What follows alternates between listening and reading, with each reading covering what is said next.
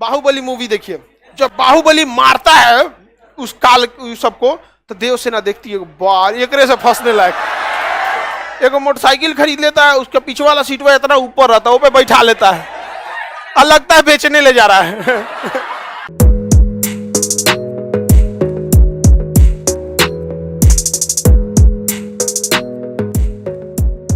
आगे बढ़ जाएं, जैसे हम लोग के उत्तर भारत में देखेंगे ठाकुर साहब, पुराने फिल्मों में देखिएगा अमीशपुरी ठाकुर साहब बता ठाकुर साहब आ रहे हैं, नहीं समझ में आएगा। तो पहले के समय में ये सब क्या होता था, फेमस होने के लिए कुछ कुछ खतरनाक खतरनाक भारी भारी वर्ड फेंकता था। समझ में आ गया कि नहीं आ गया? आगे बढ़े तो देखिए अरुणो राज के समय ही, और ये अजमेर से इन लोग का एक्सपेंशन चालू हो गया, विस्तार चालू हो गया, और ये हरियाणा और इंद्रप्रस्थ पर जाके कब्जा कर लिए। इंद्रप्रस्थ मतलब दिल्ली, इस एरिया में क्या कर लिए, कब्जा कर। इसी दौरान मोहम्मद गोरी एंट्री करने के लिए सोचता था, किस साइड में, भारत में, तो वहां पे हरियाणा और राजस्थान वाला ही एरिया मिलेगा। तो उसका झड़प होता था किससे, पृथ्वीराज चौहान का, पृथ्वीराज चौहान से, किसका, गौरी का। तो इनके बीच में, पृथ्वीराज चौहान के बीच में एंट्री मार चुका था कौन, मोहम्मद गौरी। अतः अब आपको मोहम्मद गौरी वाला चीज मिडिल ईस्ट वाले सॉरी मध्यकालीन भारत दिखने लगेगा। इस साइड से एंट्री मारने के लिए कौन तैयार था, गौर। अफगानिस्तान में एक जगह है गौर, अफगानिस्तान में जगह का नाम क्या है, गौर, प्रांत का नाम है गौर, वहीं का रहने वाला था मोहम्मद गौरी। ठीक है, अब वो एंट्री मारना सोचता था, लेकिन उसको कई बार हराए थे कौन, पृथ्वीराज चौहान, बहुत बार हरा चुके थे पृथ्वीराज चौहान। अलग अलग पुस्तकों के हिसाब से अलग अलग, कहीं लिखता है 17 बार, कहीं लिखता है 14 बार। लेकिन ये लड़ाइयां जो हुई थी वो बहुत छोटी लड़ाइयां थी। हालांकि मोहम्मद गौरी और पृथ्वीराज चौहान के बीच में तराइन नामक की जगह पे, हरियाणा में एक जगह है तराइन, वहां पे जो तराइन का प्रथम और द्वितीय लड़ाई हुआ वो फेमस हो गया। उससे पहले कई बार पृथ्वीराज चौहान ने किसे हरा दिया, मोहम्मद गौरी। कभी भाग गया, बार बार मोहम्मद गौरी देखता था हार गए तो भाग जाता था, फिर मोहम्मद गौरी को पकड़ते थे कौन, पृथ्वीराज चौहान, और उसको फिर युद्ध धर्म का पालन करते हुए क्या करते थे, छोड़ देते थे। समझ में आएगी नहीं?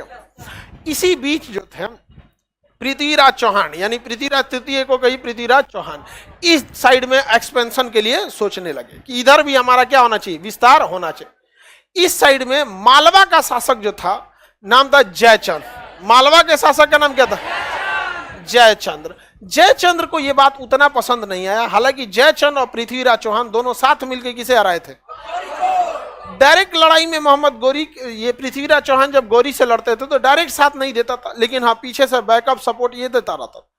लेकिन मोहम्मद गौरी को ये कई बार हरा दिए थे पृथ्वीराज चौहान। इस वजह से जयचंद की जो बेटी थी संयोगिता, संयोगिता ये मन ही मन किसको पसंद करने लगी थी, पृथ्वीराज चौहान। तो देखो भाई एक चीज है इस सब के लाइन, अगर आप योग्य नहीं है ना तो कोनो ना पूछेगी आपको, कोई चांस नहीं है आपको। समझ में आ गया कि नहीं? लेकिन जिस दिन आप योग्य हो गए, आप कैसो एकदम मुझौसल रहेंगे, कोई दिक्कत नहीं है। समझ में आ गया कि नहीं? कैसो टेढ़ रहिए, कोई मतलब नहीं रहता, लेकिन क्या होना चाहिए, योग्य। और पृथ्वीराज चौहान बहुत ही बलिष्ठ, कोई कमी नहीं था मतलब उनके अंदर, और दूसरा योग्य एकदम थे। देखिए बाहुबली मूवी देखिए, जब बाहुबली मारता है उस काल सबको, तो देवसेना देखती है बार एकरे से फंसने लायक, यही है ये एकरे खोजिए रहे थे, फंस जाते हैं इससे। समझ में आ गया? तुरंत फंस जाती। कोई मेहनत किया, कोई मेहनत नहीं किया वहां पर। और वही देवसेना के गौवा में एक बकलोलवा के पीछे पीछे रहता था, नहीं देखते थे? हाँ अच्छा क्या नाम था, कुमार वर्मा, कुमार वर्मा। उसको पूछती है, नहीं बेचारा पीछे पीछे घूमते, हाँ देवसेना देवसेना ए लोल का, ये सिलेबस में है ही नहीं है। समझ में आ गया कि नहीं आ गया?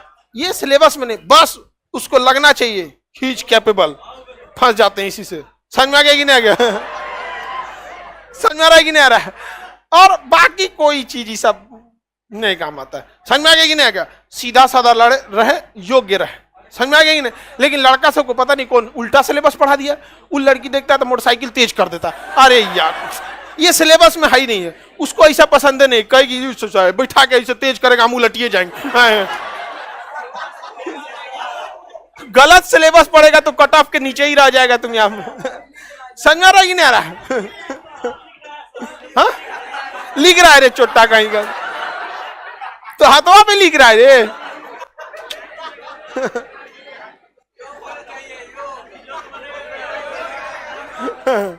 देखो बगलुआ याद कर लिया, कर लिखने की क्या जरूरत है, योग्य बनो।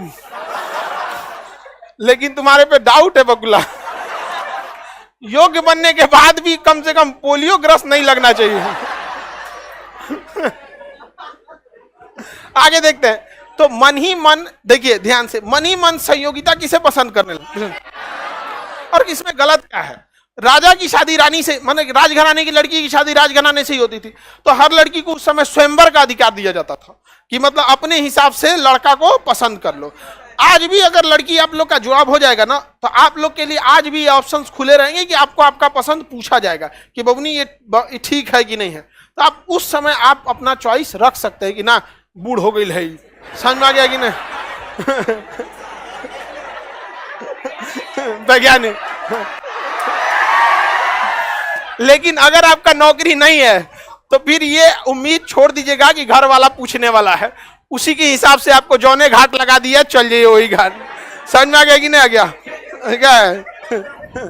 आगे बढ़े। तो पृथ्वीराज चौहान जो थे वो योग्य थे। पृथ्वीराज चौहान को संयोगिता ने इसका संदेश भिजवाया कि मैं ये मतलब आपसे विवाह करना चाहते। तो आजकल के तरह ये सब नहीं ना होता था, आजकल तो ससुरा एकदम रद्द कर दिया है सब, लड़का लड़की सब। हाँ मत पूछिए, आजकल यहाँ ससुरा एक मोटरसाइकिल खरीद लेता है, उसका पीछे वाला सीट में इतना ऊपर रहता है, वो पे बैठा लेता है और लगता है बेचने ले जा रहा है। उतना ऊपर बैठा लेता है।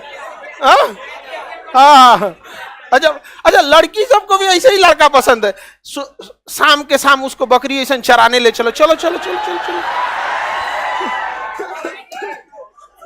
नहीं सुबह में कौन चराने ले जाता रहे? तुम पगले है तुम, ये सबको छोड़ के भाग जाता है। सुबह में कहां कोनो चराने ले जाता है? कब चराया जाता है? हाँ देखो शाम में। चलो अब ध्यान से समझो। तो पृथ्वीराज चौहान और संयोगिता के बीच में प्रेम प्रसंग हुआ। ये बात जयचंद को पसंद नहीं आई, तो जयचंद ने ना आनंद फानन में संयोगिता का स्वयंवर रचा दिया। अब इसमें जयचंद की मंशा गलत थी। जयचंद पृथ्वीराज चौहान को डिमोरलाइज करना चाहते थे। अगवन और सारे राजाओं को संदेश भिजवाए कि आप मतलब हमको मेरी बेटी के लिए क्या चाहिए, लड़का चाहिए, आप आएंगे। लो सब आया था सब। और जयचंद जो क्या किया, पृथ्वीराज चौहान की प्रतिमा मूर्ति लगा दिया, वो भी द्वारपाल के रूप में। कहाँ लगा दिया? समनुमा, बेइज्जत करने के लिए कि भाला दे के द्वारपाल के रूप में। संयोगिता को ये बात बहुत बुरा लगा कि आप किसी को संदेशा दीजिए या ना दीजिए, इज्जत करना ना करना ये आपके हाथ में है, लेकिन बेइज्जत क्या करते हैं हम। संयोगिता को ये बात बहुत खराब लगा। लड़की जिसको पसंद करती है सो नौकरा के लिए केहू से लड़ जाती है सब। जब तक पसंद नहीं किया तब तक कहेंगे पीछे करते रहता है, ये है वो। जहिया वो पसंद कर लिया आपके लिए लड़ जाएगी, केकरो से यहाँ पे दीवार से लड़ जाएगी, धाए।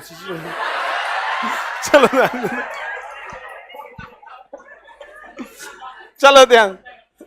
तो जयचंद की गलती थी यहाँ पे। किसकी गलती? जय। आप एक बात सोचो, जयचंद को अपनी बेटी का ब्याह करना था, तो पृथ्वीराज चौहान से योग्य उस समय कोई राजा नहीं था, कर देता। समझ में आ गया नहीं? अब संयोगिता को जब माला दिया गया ना पहनाने के लिए, तो उसने संदेश भी भेजवा दिया था कि ऐसा ऐसा प्लान बनाया जा रहा है पिताजी से। तो पृथ्वीराज चौहान को बहुत बुरा लगा कि सोचो हमरा तुम द्वारपाल बनाएगा, राजा को, सम्राट को द्वारपाल बनाएगा। भड़क गए पृथ्वीराज चौहान, पूरे पलटन लेके पहुंच गए कहाँ? दरबार में। इधर स्वयंवर चल रहा था, तो जो पृथ्वीराज चौहान की जो प्रतिमा थी उसी पे माला डाल दी। कौन? संयोगिता। जयचंद भड़क के आग बबूला हो गया। तो वहां पे भी एक चीज समझना चाहिए, जयचंद को भी आराम से ये सब चीज निपटा देना चाहिए बातचीत से। अब तब तक पहुंच गए कौन? पृथ्वीराज चौहान। बीच स्वयंवर से संयोगिता को लेके चले गए।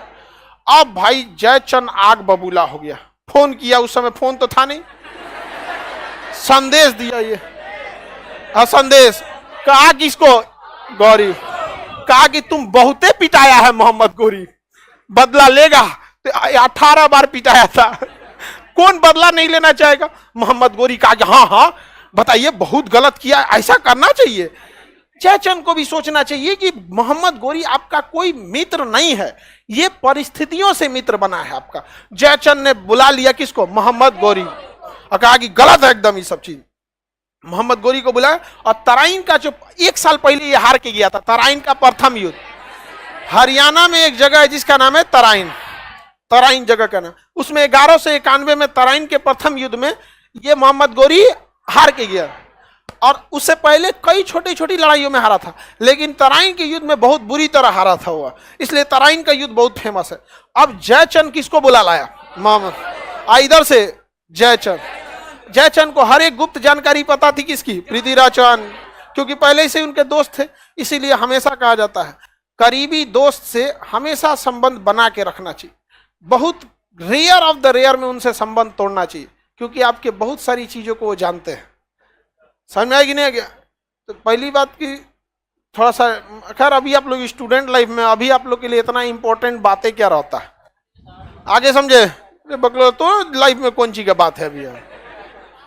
एक लाइफ जब शुरू होगी आप लोग सेटल होंगे तब। 1192 में तराइन का द्वितीय युद्ध होता है। इस युद्ध में मोहम्मद गोरी के साथ कौन लड़ते हैं? जज मोहम्मद गोरी के साथ।